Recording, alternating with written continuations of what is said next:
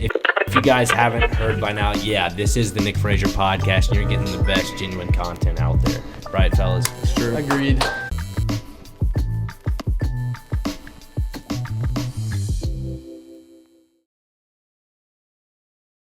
Welcome back, everybody, to another episode of the Nick Frazier Podcast. I'm your host, Nick Frazier. As it says in the title, have a great guest on today. A lot of people may know the name, Joe West, Cowboy Joe West, excuse me. How are you? I'm doing great. It's good to see you again. You as well. I'm glad we got this little connection going on here today. Joe, when I first heard of you, it was all about baseball. And then I spoke with Landon and I spoke with Johnny, and they're like, Joe West, he's into country music. I was like, whoa, slow the phones. Hold your britches here. Am I hearing this correctly? Are we talking about the country music artist Joe West? Well, there's another country artist named Joe West too, but I'm not him. But I've dabbled in this for a long time. Years ago, I had written a song and sent it to a friend of mine that played fiddle for Merle Haggard. And he sent it back. He said, if Merle cuts this, you can't do anything with it. So why don't you put it out as a novelty and see if you can make some money? So by the time I got it back, I'd written a couple more songs, and we went to the studio down in Gillies in Pasadena, Texas. And we cut, 11 tracks. Yeah. And we were trying to start the album out with the Take Me Out to the Ball Game version that Larry Bob Lehman and I had arranged. And then we were going to close it out with Dixie. And my problem with Dixie was that they always played it as a march. And it was played as a march basically because even at the times of the Civil War, they had bands in the Army where they would march to the beat of the musicians going with the troops. And I said, this song is not a march. This is a ballad, and it's about an old guy that got freed from slavery and went up north. And he wrote this song because he hated the cold weather and he missed the mornings in the South. And a lot of people don't understand that, but this song is about a black man that wanted to go back to the South. So it's kind of ironic that it was picked up, and even today it's used as a racial song, which it's never was intended to be. But so that's one of the cuts we had on them. But when we got them, the two instrumentals came out so well, they just put them in a rotation order. So and Tommy Milner was one of the guys that helped me put it together, and he was a fiddle player for Mo Bandy. And we had Randy Corner, who played guitar on it, and Randy just passed away a couple of years ago. He used to play guitar for Gene Watson. So we had some great musicians on it. And I told people all the time, I said, this is a great album, whether you like the singer or not. If you don't like his voice, just listen to the music. So. What inspired you to get into country music? Was it just something that you just enjoyed listening to growing up? Did you have some idols in the business, or just wanted to dabble in it? Well, yeah. And, at the time I did this, I was living in Houston. And I was really a Gilly rat. I used to go to Mickey Gilly's club in Pasadena all the time. And I was down there when Johnny Lee actually talked Mickey into giving him the song Looking for Love. Looking for Love in All the Wrong Places, which was a monster hit. It was the theme song to the movie Urban Cowboy. And it was really funny because I asked Mickey why he didn't take that. I said, I know you had first pick on all these songs. Why didn't you take it? And he said, I just didn't like it. And so the song was an instant hit as soon as the movie came out. And years later, I was playing golf with Don Markham, who was Merle Haggard's horn player. And we're playing in San Francisco, a place called Half Moon Bay. And I'll never forget, we came in from playing golf. We're sitting there having lunch. And Don said, I've been touring with this guy for 30 years. I don't believe I can sing one of his songs. And I'm thinking, you've been with him for 30 years and you don't know the words to any of his songs. He says, no, I listen to the music. He said, I can tell you where I come in. I can tell you where everybody else comes in. I can tell you the key changes, the chord changes. I can tell you everything. He says, but I don't know if I could recite all the words of the song. And I said, well, why is that? He said, because I listen to the music. I don't listen to the words. So that struck a chord with me, and I'm going, well, that doesn't make any sense. So I went back And I'm thinking of what Gilly told me. He said I didn't like the song. So I went and listened to Looking for Love in All the Wrong Places. And Gilly was a piano player. And there wasn't one piano lick that I could find in the song. That's why Mickey didn't like the song, because he didn't have a place in the song for him to play. So, and it all made sense. And years after they would tour together, Johnny Lee and Gilly, and when Johnny wasn't with him, Mickey would still sing the song Looking for Love because it was a monster hit. Yeah. And in fact, I think the only reason it lost Song of the Year was because George Jones came out with He Stopped Loving Her Today that year. And that was Song of the Year. But yeah, so I befriended a lot of musicians, and I used to sit in with the band at Gilly's. They were called the Bayou City Beats, and Gilly's band was, they weren't called the Urban Cowboys in the beginning. I think they had another name, but I'll think of it in a minute. But yeah, and I over the years I met Haggard, and over there at your club, the Nashville Palace that Barrett Hobbs runs. Yep. I got a phone call one day from Barrett, and he says, you know Gene Watson? I said, yeah, very well. I know Gene. I leave him tickets whenever I go to Houston for the ball games. He said, good, you're opening for him. And so I actually opened for Gene Watson one day. Really? Yeah, and Emmylou Harris has been a friend for years. I got her tickets to the World Series, and she and her brother came to Detroit for the World Series up there. But the Giants beat them 4 in a row, so that didn't work out too well for them.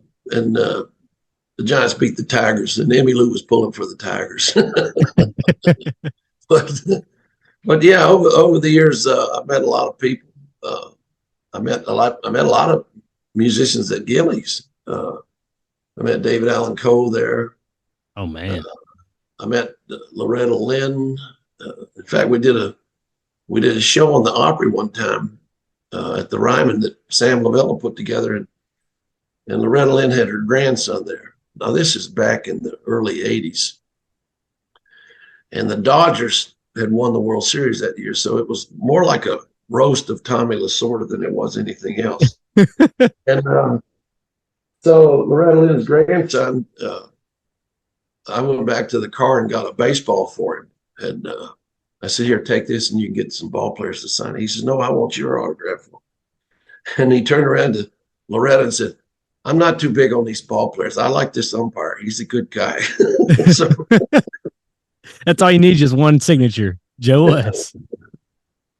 But anyway, the music has been a lot of fun. It opened a lot of doors.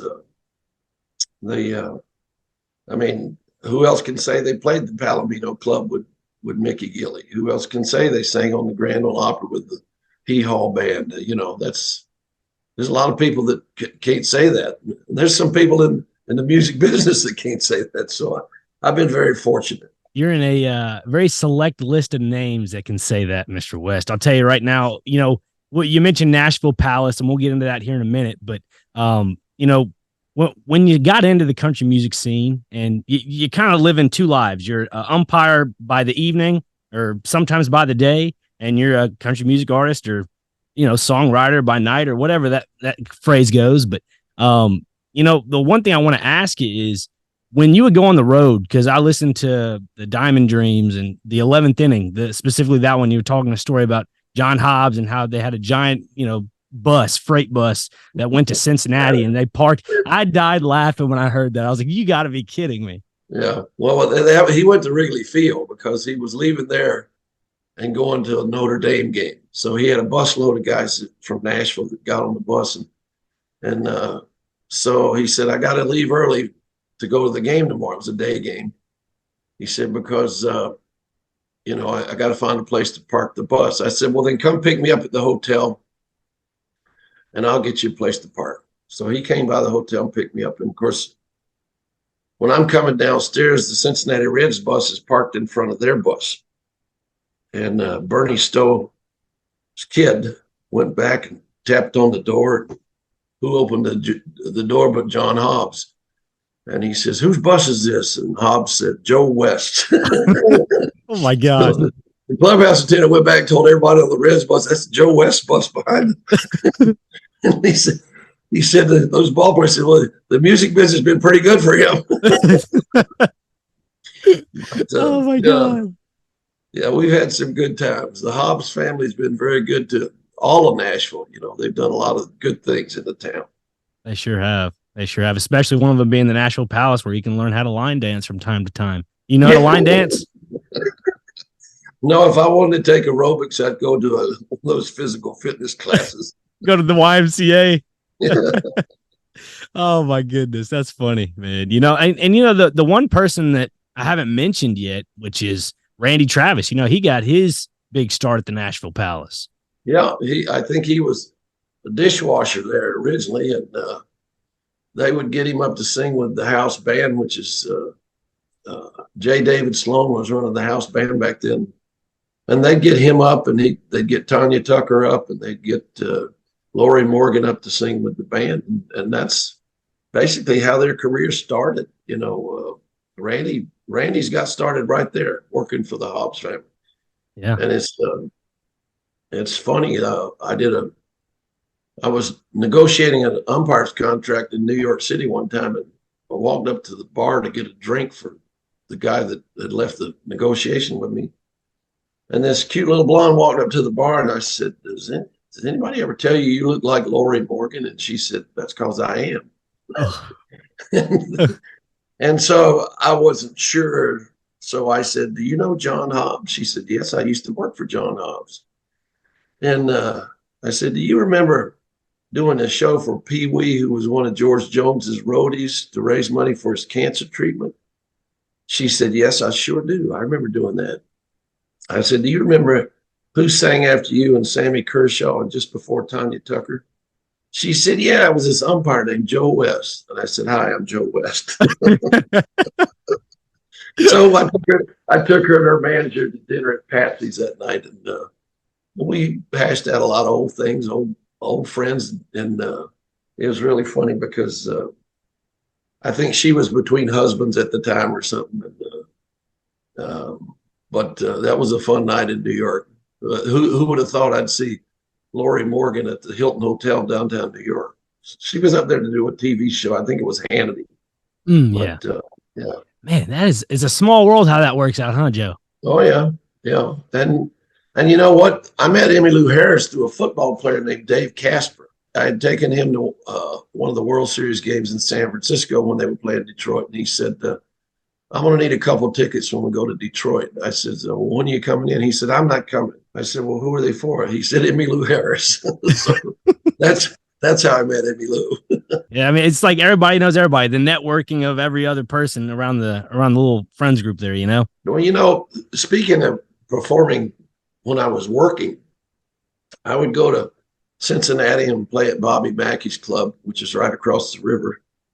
And Bobby has been around, I want to say, over 40 years. His club's been there more than 40 years because we went there my first year in the big leagues, and I've been out a couple of years. So he's been there 45, 46 years. And Bobby is an old song's best friend. He can sing every song all the way back to the 50s, and he can imitate some of the artists. And he loved Haggard and Jones. And so I used to go over there and sit in with the band there. And then there's a club in Phoenix called Handlebar Jays. And Lyle Lovett's lead guitar player owns it. His name is Ray Herndon. And his brother plays piano for him when they're there.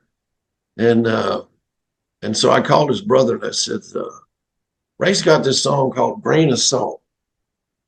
And I said, can I sing it in the same key he does? And his brother said, yeah, absolutely. He said, when are you coming in? I said, tonight. He said, oh, this will be good. We'll wait till you get there to do it. And you just come up and sing that song and just shock him to death. So I sang one of Ray's songs. But anyway. What the heck? That's crazy. That was my next question I was going to ask you is, like, when you're on the road, when you were umpiring in the MLB, did you have a few nights where you would go and perform from time to time? Oh, yeah. Yeah. I performed at Mackey's all the time.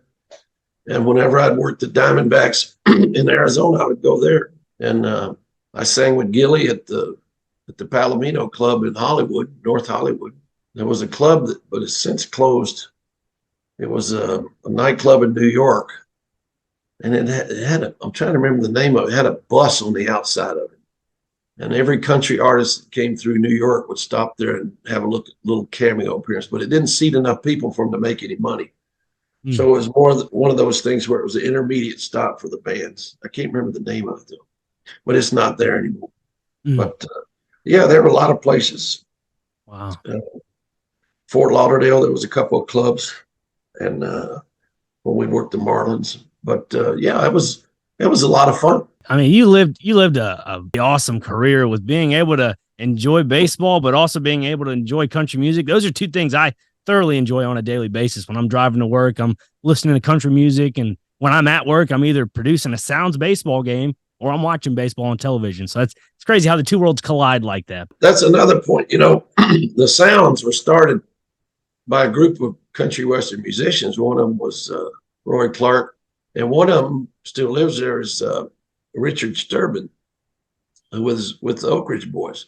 Yeah. And so I met the Oak Ridge Boys years ago, and they've been friends for a long, long time. And every time they come down here to Florida and play in the Strawberry Festival, I run over to see them. But yeah, they're a good bunch of guys, and it's amazing how successful they've been. We did a show with Stormy Warren on the Sirius Channel one time, and it was a back and forth. They were talking about baseball, and I was talking about music, and it was a lot of fun to get together, sit down with them like at a round table. It was a lot of fun. They're a good bunch of guys. Just be able to pick their brain from time to time. Yeah, I was speaking with Johnny beforehand and a few days ago, and he was telling me about the Oak Ridge Boys and your connection with them, and I don't know, but he mentioned the Oak Ridge Boys and Crystal Gale and Jim McMahon. Oh, he's talking about the game where I broke the record for the most games umpired. That's what I was going to say. I'm like, wait a minute, is he talking about the game? Yeah, I refer to it as the big game, but that was the game that I broke the record for most games umpired. And the Oak Ridge Boys actually called the White Sox and asked if they could sing the national anthem that night. And Emmylou Harris came, Larry Gatlin came, and the Gatlin brothers, they've been friends for a long time too. But yeah, that was a pretty special night. Bobby Mackey came that night. He was there. And I would tell people all the time, we had everything from hockey players to football players to Indian chiefs. So it was a lot of fun. It was the most expensive game I ever had to umpire because I had to buy 129 tickets. Oh my gosh. Are you kidding me? Yeah, the owner of the team, Jerry Reinsdorf, said, I can't give you the tickets. And I said, well, then don't beat me up too bad. Don't hurt me in the back alley, I promise. But yeah, that was a pretty expensive game. But I set the record there. It was the White Sox and the St. Louis Cardinals. And in fact, the announcer for the Cardinals, Mike Shannon, was there not working. He said it's the first baseball game he'd ever been to as a spectator. Wow. He said, I'm either in the booth or I was playing. Yeah. He said, I've never gone and been a spectator. Now, let me ask you, Joe, going into that specific day, can you kind of take us through like from morning to the end, if that's possible? Well, yeah, it was like a whirlwind. Former Commissioner Peter Ubroth, who ran the Olympics years ago for profit and later became the commissioner of baseball, he flew in with his staff and his wife, and Commissioner Rob Manfred was there. They were very gracious. They gave me a set of golf clubs. I think he was trying to tell me to hurry up and retire. But yeah, it was quite an event. And in fact, when I talked to Mr. Ubroth, I said, do you need a room here at the Drake Hotel? And he said, I can't stay at the Drake. That's a Hilton property. And my daughter's on the board of one of these other chains. I can't stay at the Hilton. Can't betray the brand there. I think it was the Four Seasons. So he stayed across the street. later in the day when you get to the game, did you ever have any butterflies when it got to the point of like umpiring a game, like your first game ever, or up to the very last game? Did you get to the point where at the very last game you're just like, God, thank God my career is over with here in the MLB? Or you're just like, I really don't want to go. What was that feeling for you? Well, I was lucky because I had played quarterback in college. And the biggest thing about playing quarterback in college is you can't get excited because you have to remember everything. So I had that mindset. So I was never on an edge like that. So I was really lucky. And I didn't recognize that until I was in the big leagues 15 years. But playing football really helped my umpiring because I didn't get overly excited because I had to remember what I was supposed to do. Now, the last game I worked was a playoff game. It was a wild card game between the Dodgers and the Cardinals in Dodger Stadium. And it was really funny because I kind of knew it was going to be my last game because of the way the schedule was put out. I was the only crew chief that was asked to work a wild card game when all the other ones were on the bases. Anyway, so my wife is sitting in the stands with the producer for Murphy Brown. He produced every show of Murphy Brown, the old one and the new one. His name is Frank Pace. And she's telling me the story. She said, I'm sitting up there with Frank, and I asked Frank if it was all right if I'd go down and get my picture taken with Joe, because I think this is going to be his last game. And Frank said, well, what's the problem? She said, I don't want to get him in trouble. And Frank said, what are they going to do, fire him? And so she came down and she got one of the usher ladies to take her camera and take a picture of me walking off the field. And she was going to give me a hug coming off the field.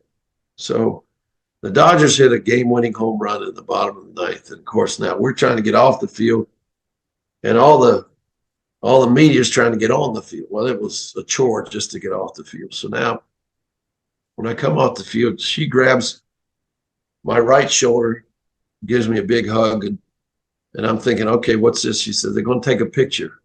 And just as the girl got ready to take the picture, this great big guy wrapped his arm around me on my left side. I looked up, it was Magic Johnson. Oh, my word. He's one of the owners of the Dodgers. Right. And so it was really funny because Rita goes, I didn't have the heart to tell him I didn't really want him in the picture. But she still cherishes that picture. So. Oh, yeah. I mean, especially something memorable like that, especially for you and your career. I mean, were you kind of thrown off a little bit seeing Magic Johnson up front like that? Because, I mean, we met in person recently. I'm not the tallest guy of the bunch. And when I saw you, I was like, wow, Joe West is extremely tall. I am not intimidated, but I was like, wow, I'm very tall. I didn't expect it. Well, Magic was one of the owners, and he and Billie Jean King used to sit right in the owner's box, which is right where we walk on the field. So I had met him before. And, it's funny. I never met Billie Jean King, though. But I had met Magic before. And that's where Lasorda used to sit when he retired as the manager. And he would holler out at the umpires to try to get their attention so everybody could see him.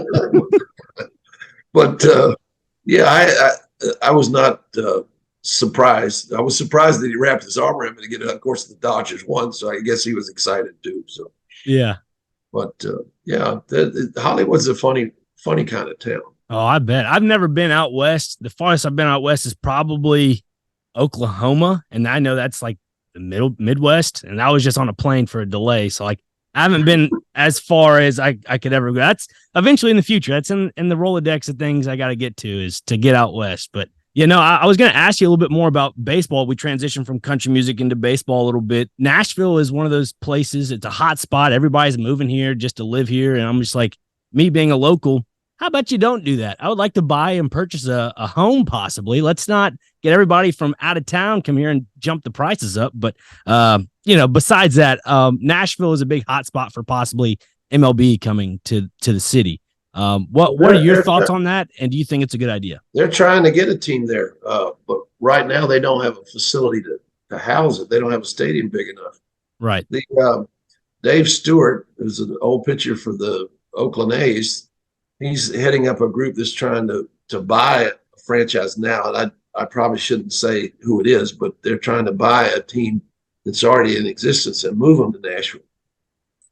and baseball is talking about expanding. So I think Nashville has a good chance of getting a team in the next couple of years. But their biggest problem is they don't have a facility. Yeah. And that's what's going to be the biggest problem moving the Oakland A's to Las Vegas. They don't have a stadium that can house 40, 50,000 people. And they're not even talking about building one that could seat 40 to 50,000 people. So there's some logistics to putting a baseball team in a city. And part of it is the local community needs to support it. Yeah. For the longest time, Pittsburgh didn't support the Pirates. And then Jimmy Leland went in there and took them to a couple of playoffs, and they started paying a little more attention. Yet the people in Pittsburgh knew everything that went on at the game. They listened on the radio or they watched it on television. They very avid fans, very good fans. And then they built this beautiful ballpark that they have now, and they fill it up. They do very well. Of course, this year they started out like a house of fire, but they're not playing that well right now. But the point being, if you play good baseball and the team is behind you, I mean, the city's behind you, you got a good chance of doing real well. Then you got teams like the Tampa Bay. Nobody goes to watch them unless the Red Sox or the Yankees are there. Yeah. And yet they are perennial winners every year in the American League East. And they do it because they do it through their minor league system, and they get the right pitching at the right time. They're very, very efficient in what they do. Yeah. And, you make a great point there because, I mean, prime example right now in baseball, the hottest team arguably is probably the Cincinnati Reds. Yeah, and they're filling up their ballpark because they're winning. If you play good baseball, they will come out and watch you. And I think the last few games they've had, they were sellouts, so which is really good. And they are playing very good baseball. Of course, they ran into a buzzsaw when the Braves went in there last week. Yeah, that one, I think it was game 2 of the series. It was like almost every at-bat was a home run. Again, the game ended, what, like 8-9 or something like that? Or 10-11? Around that ballpark of a number? That's the way the old Reds used to play when the Big Red Machine was there. That's how they won their games because they had the greatest 8 players I've ever seen in Bench and Perez, and Morgan, and Concepcion, and Rose, and Foster. But they didn't have any pitching. They won games 11-9. They won games 6-5. Yeah. They scored a lot of runs. In fact, it wasn't too long ago, somebody asked me if I thought the Yankees were the best hitting team I'd ever seen. And I said, no, the Reds in the middle 70s were the best hitting team I ever saw. So take me through that, if you don't mind, Joe. With your experience in the MLB, you've seen a lot of great players come through the ranks. Obviously, you have Hall of Famers that you've umpired for, and do you have like a starting 9, like by position of like the greatest players of yours, or you just kind of go with whatever? Well, it's hard to put that together because, I mean, I didn't see a lot of the American League players that were great at the first 20 years I worked because I was all National League the first 22 years. So I didn't see Brooks Roberts. I didn't have Rod Carew. You understand? I didn't have those players. But I did see Mike Schmidt, who's probably the best third baseman I've ever seen. I did see Bench, who was a great catcher, and as Sparky Anderson would say, he's the best there ever was. But there were a lot of good catchers. There were good catchers back then. Jerry Brody was a great receiver. He couldn't hit with Bench, but he was a great catcher. And then you go around the horn and just pick your people. I mean, here's a unique thing that people ask me, well, who was the best baseball player you ever saw? Well, I always say Willie Mays, but I didn't have Willie Mays. Yeah. I only saw him on TV. And they would say, okay, well, who's the best player you had as an umpire? And when I say Cesar Cedeno, they look at me like I got 2 heads because most people don't remember who Cesar Cedeno was. Yeah. He could hit with power, he could run, he could throw, he could do everything. And he did it well. But he played in the Astrodome where the power alleys were 390, almost 400. And if he'd have played at Wrigley Field, he'd hit 1,000 home runs. But he didn't. He played in the Astrodome. Yeah. But, I mean, there's a lot of great players that I had. Somebody from baseball told me one time and said, you umpired for more than 150 Hall of Famers. And I said, no. He said, well, we did a stat check on it. You've been there for over 150 Hall of Famers. Now that's coaches, players, whatever, Right. I mean, I had, as a coach, or manager, I had La Russa, I had Bobby Cox, I had Joe Torre. They're all in the Hall of Fame, right? But the players I had, I mean, I don't know that there's ever been a better pitcher than Tom Seaver. I had Steve Carlton and Randy Johnson. I don't know that there's ever been better left-hander than those two, unless it was Koufax, and that's because he had four no-hitters. I had Nolan Ryan, but I can't say he was the best pitcher I ever saw because he wasn't. He walked too many, but he was a great pitcher, and his mechanics looked just like Seaver's. Of course, he came up as a Met. He played behind Seaver. He was like the fifth starter on the '69 Mets, and he helped them win the World Series. But comparing them like that, that's tough, Yeah. The funny thing is somebody would come up to you and say, "Who's the best umpire you ever worked with?" And I worked with a lot of those, and I tell people all the time, "You're only as good as your last call." And they said, "Well, what do you mean?" I said, "You can be the greatest umpire in the world. If you miss the last call, you're terrible." And they go, "Well, I don't understand." Well, yeah, you don't understand it? Look at the plays that Don Neckinger had, or Jimmy Joyce, to play at first base that cost the guy a perfect game. Yeah. You can't, I mean, those kind of plays haunt you. And they'll haunt them the rest of their lives. I just went to Don Denkinger's funeral, and he wore it like a badge of honor because he was a big enough man to say, "Yeah, I made that call. I was wrong, but I called what I saw." But yeah, I had a newscaster ask me one time, "What's your toughest call?" And I said, "Your next one."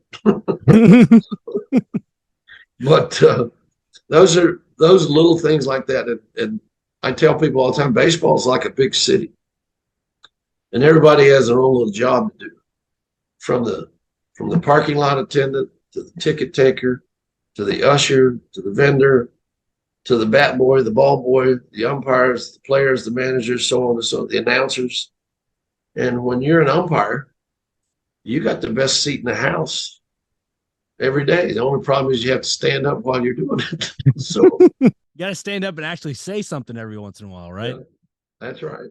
Well, Joe, thank you very much on this part of the episode. We are going to cut to a quick break. We're going to give a little thanks to John C. Hobbs with Remax Realty. If you're moving to Nashville, hey, that's the guy you want to get in contact with. His name will be at the bottom of the screen here, John C. Hobbs, Remax Realty, and his daughter, Kristen Hobbs, the father-daughter 1-2 punch. Go reach out to John Hobbs and Kristen Hobbs right now. And also, don't forget, Scoreboard Bar and Grill. Great place to eat on the weekends, great entertainment. And I believe, Mr. West, you know about Scoreboard Bar and Grill, right? Oh, yeah, I've been there. I performed with that band, too. Exactly. You might catch him on a good weekend. Maybe Joe West is in town. You might get a good little concert. We'll be back after this quick break. Let me tell you about my friends over at SeatGeek. Yes, SeatGeek is a ticket company app I'd like to tell you about where you could buy any type of ticket on the market, concert, college football, NFL, hockey, basketball, whatever sporting event is in North America. By all means, go to it. You'll have a blast. But you're probably thinking, how am I supposed to go to a game when the ticket prices are so expensive? Well, you can use my code NFPOD, NFPOD, and you get $20 off your first purchase. Yes, $20 off. Isn't that crazy? Ticket prices are pretty expensive nowadays, but the best part about SeatGeek is that they have a ticket scale from 1 to 10. 1 being the worst, 10 being the best. You know what? Enjoy a nice night in the town, courtesy of the Nick Frazier Podcast. Use the code NFPOD, NFPOD for $20 off your first purchase. Welcome back to the second half of the Nick Frazier Podcast alongside guest Joe West. I guess, should I call you Cowboy Joe West? Is that better? That's better. Okay. I was about to ask you, why do people not call you the sheriff? I mean, you were the crew chief. I mean, you've done it all. Why don't they call you the sheriff? I had one umpire call me the Duke. And it's really funny.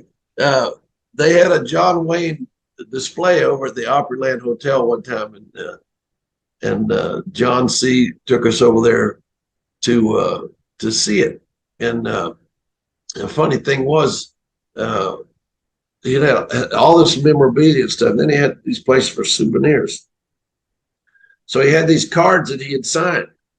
Best wishes, John Wayne. So I bought every one of them. So I've got the corner on that market, and then there were these coasters, drink coasters, and of course they said JW for John Wayne.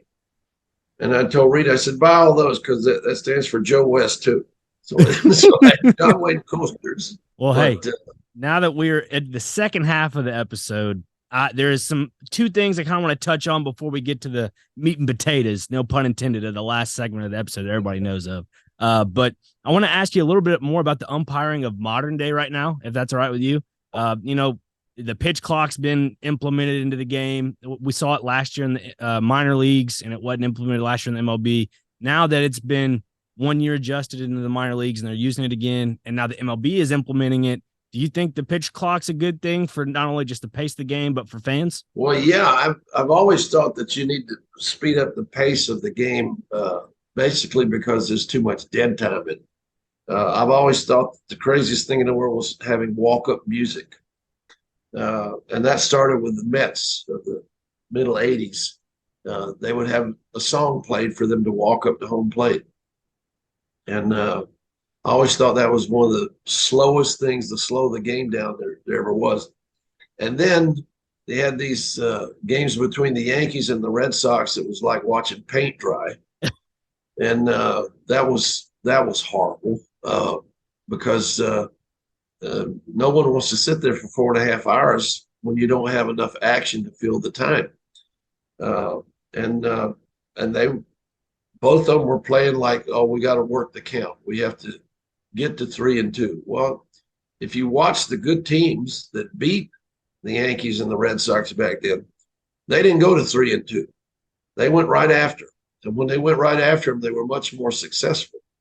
But they would nitpick and throw the ball 2-3 inches off the plate instead of going after it.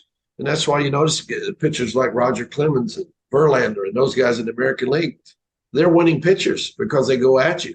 Mm-hmm. These other pitchers that don't go at you, they struggle because they're going to walk 5-6 guys. And you can't put a guy on. A walk is so bad, the guy can break his leg going to first base and you can replace him. That's how bad a walk is. So they don't need to be doing that. And I think putting a clock on them is a good thing. I don't like the fact that they can't throw to first base more than 3 times, because I've seen situations where you're trying to get a reliever warmed up in the bullpen and he's not ready.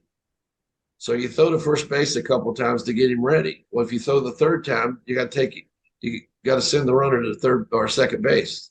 It's a balk. And so I don't like that rule just for the injury, prevention of that. Right.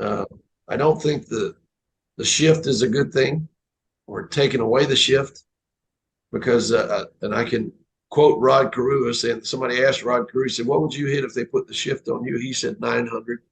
So, but those are the two things I don't like about what they've done. And yet it's supposed to help open up the game and get more action in it. So I understand it. The one rule I've hated since its inception, and it was there before I got there, is the designated hitter. The designated hitter is a bad rule, number one, because the pitcher doesn't have to bat.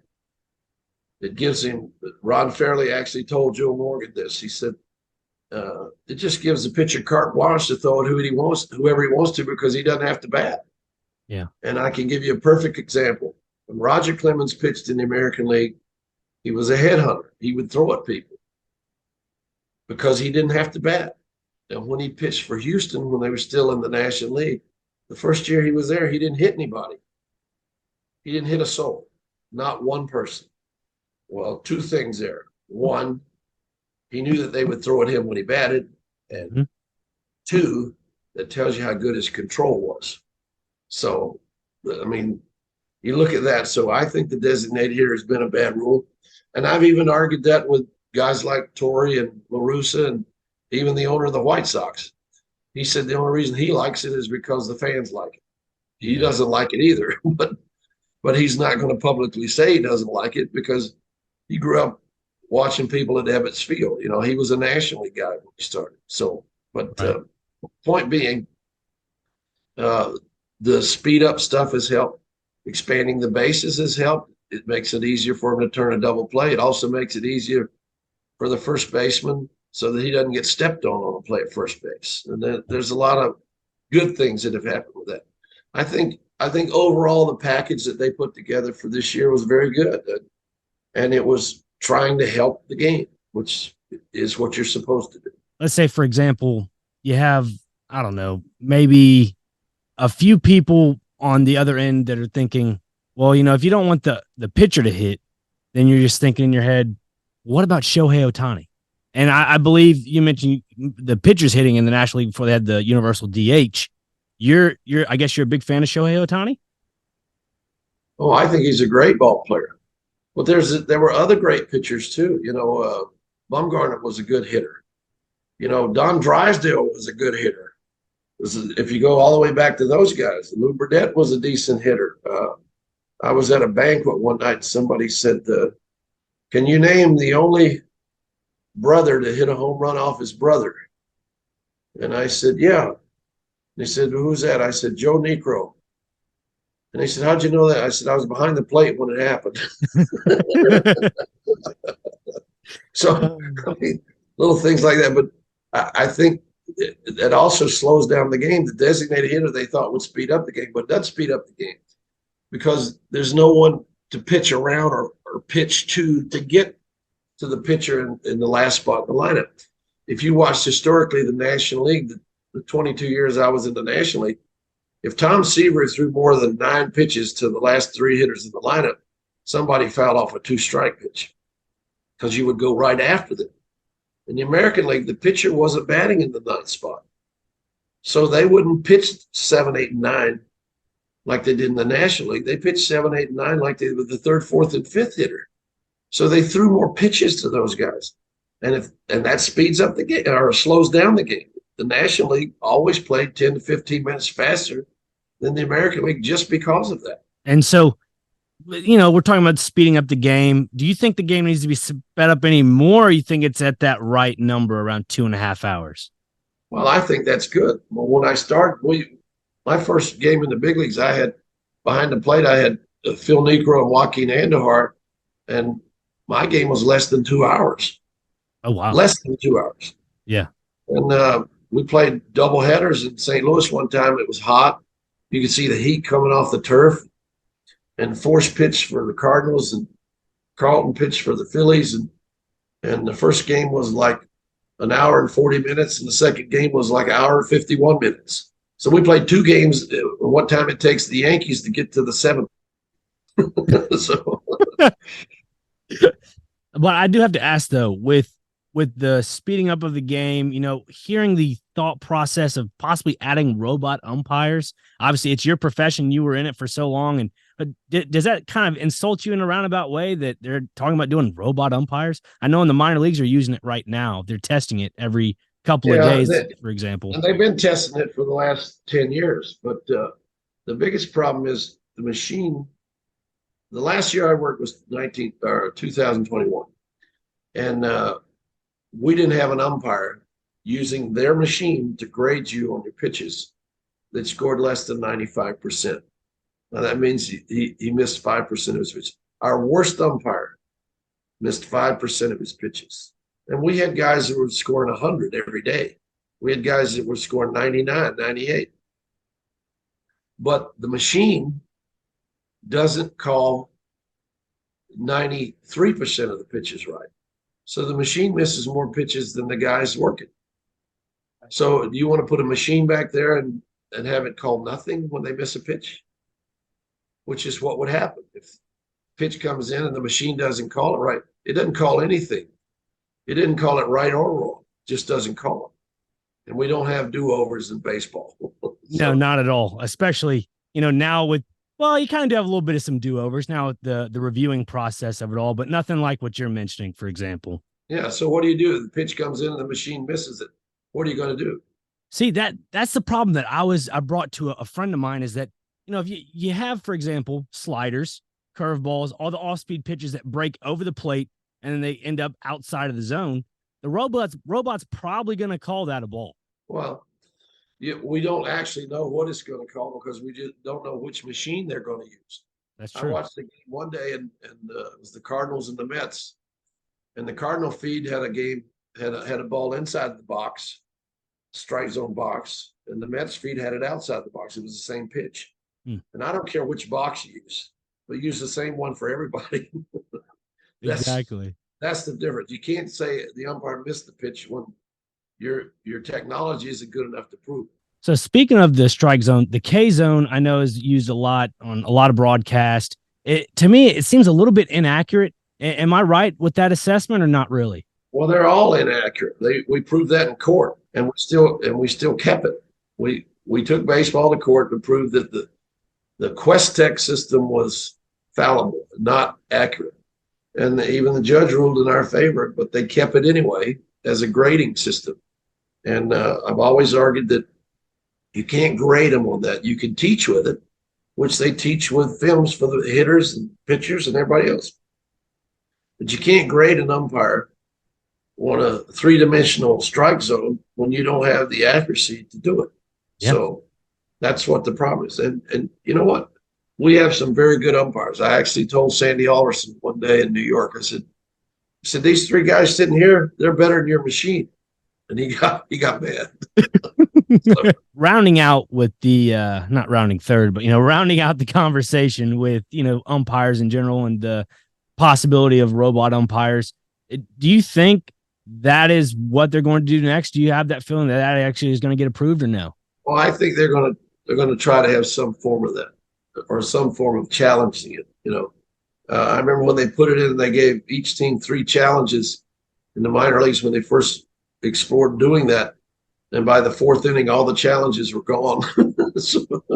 Yeah, because they had missed the dugout. Can't call pitches. They never could. If we could call pitches from the dugout, that's where we'd sit. It's a lot safer.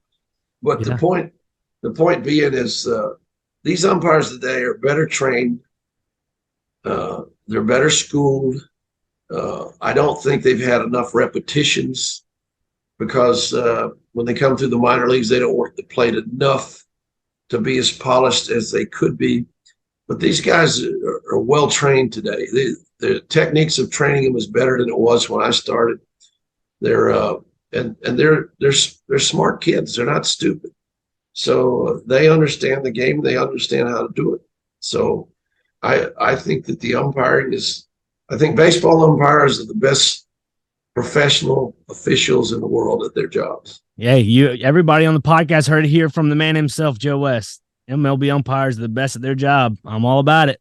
Mr. West. The last thing before we get into Meals with Meatball is when you go out to possibly, now that you're retired, you go out to a few games every now and then, you're just like, that's a missed call there. If I'm behind the plate, that's a strike. No, I don't do that. I didn't second guess them when I was working. Why would I second guess them now?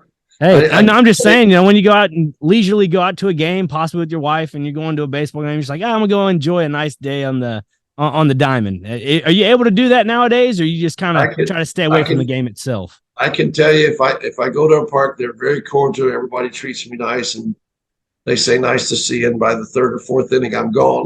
But the point is, I was working with this umpire named Andy Fletcher, who's a very good plate umpire. And like I said, they grade you with these scores. So he came to me the next day and he says, the machine said I missed 6 pitches. I said, well, I was working second base. I couldn't question the pitch that you called either way. I thought you had a great game. He said, yeah, the machine said I missed pitches. Now, these younger umpires, they live and die by that machine, that grade that they give. And they look at it as, this is my way to get to the playoffs and the World Series and whatever. And so he's really upset.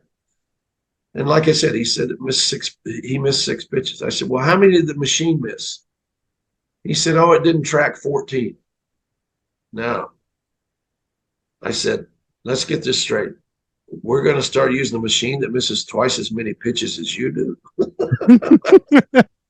And he laughed. But that's the nature of the beast. They're grading these kids with a machine that's not as good as they are. I agree 100%. I think the best test to eye would be the true human eyeball. Like that's the best way to, look at somebody's grade, in my opinion. I believe you're on the same page. But taking a full 180 here, going to the actual table of the plate. I know you can't really see the table I have everything set up on, but it is a cedar table that I ended up building with my dad. And it looks like a bunch of uncooked bacon. So I call it either the breakfast table or the bacon strip table, one or the other. But I'll have to send you a picture of it. It's pretty nice.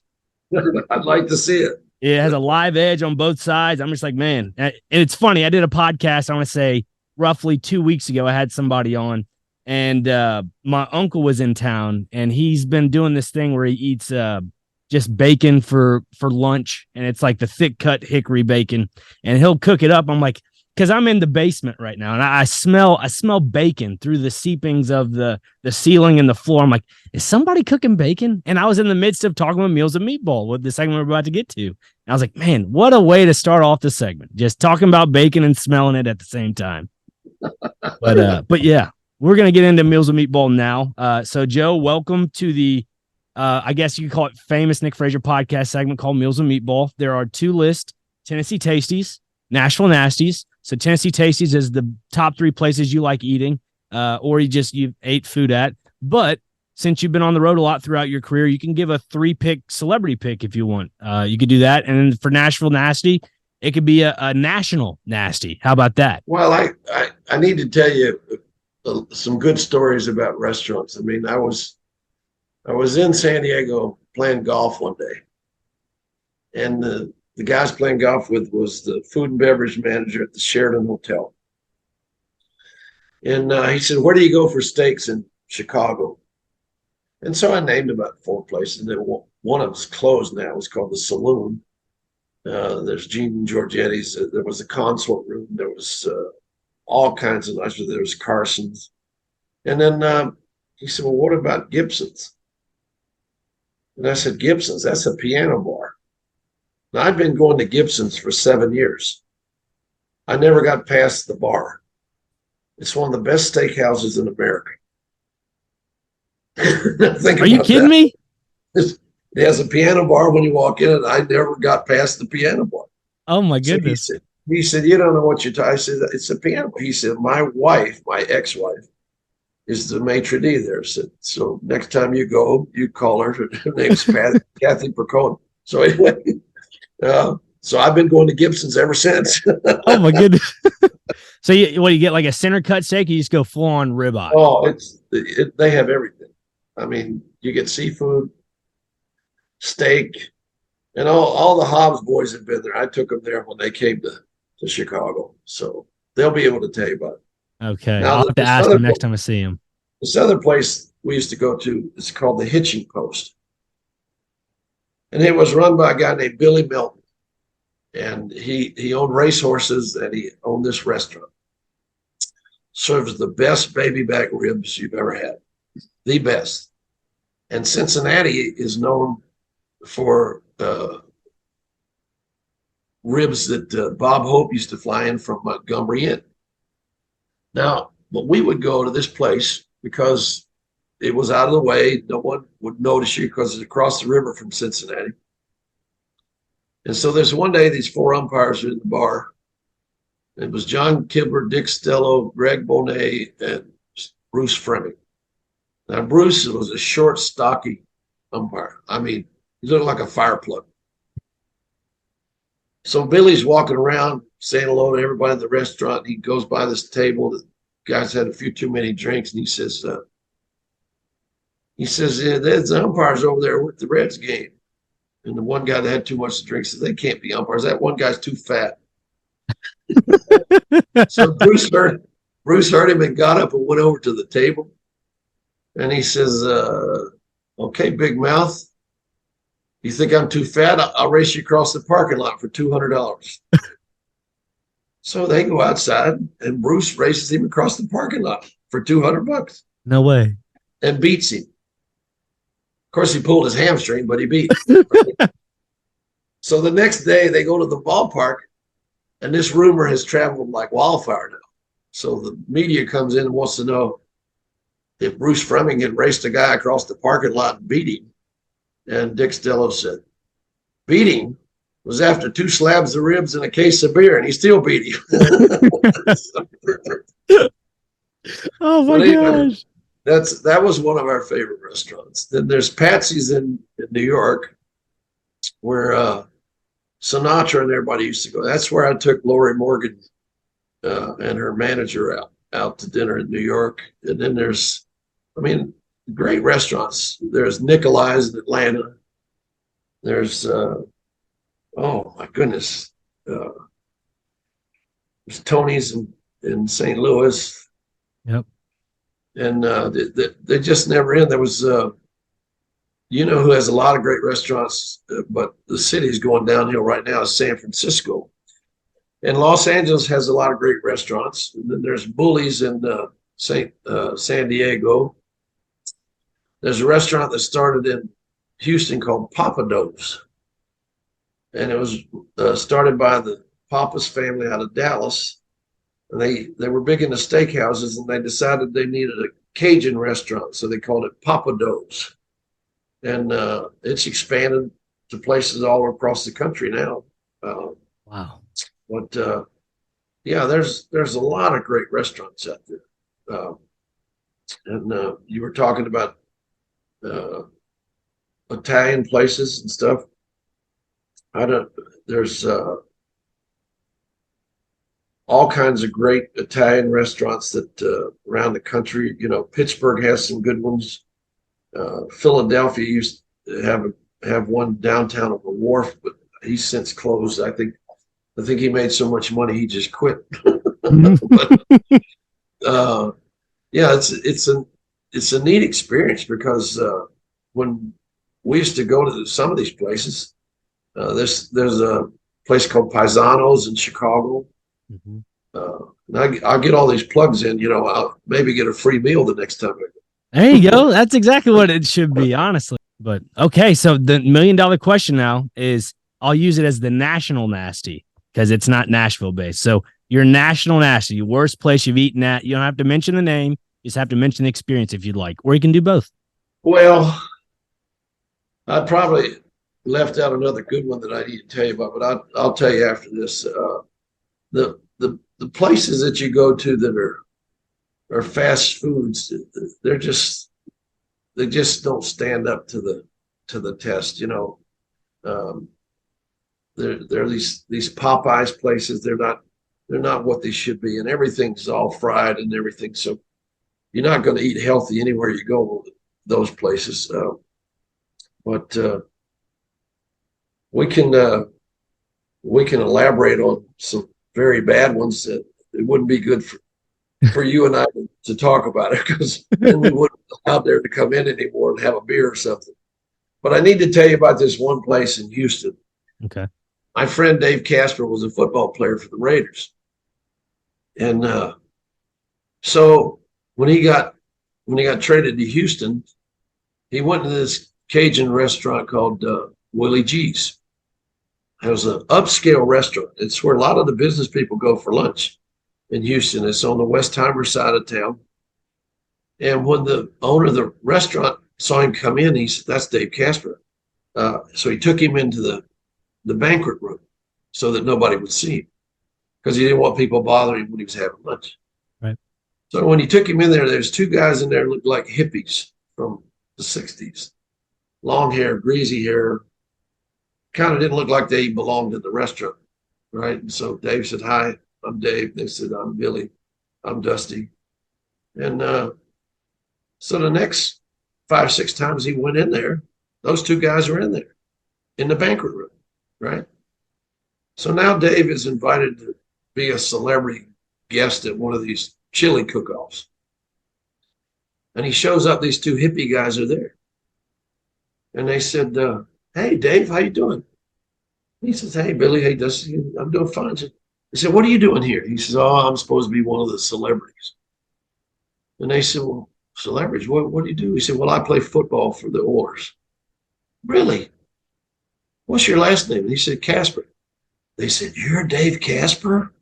And he goes away, "Yeah." He says, "Geez, we didn't know that." He says, "What are you guys doing here?" "Oh, we're ZZ Top." No way. You've been eating lunch with them for 2 months.